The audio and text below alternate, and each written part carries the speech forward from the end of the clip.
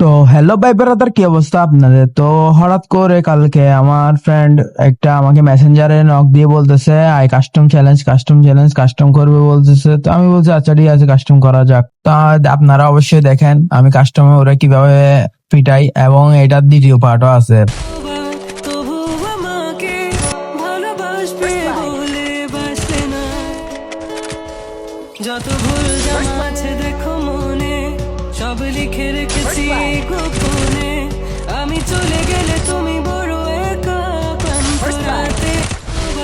তবু আমাকে ভালোবাসবে বলে বাসলে না। যত ভুল জামা আছে দেখো মনে, সব লিখে রেখো। তবু আমাকে ভালোবাসবে বলে বাসলে না।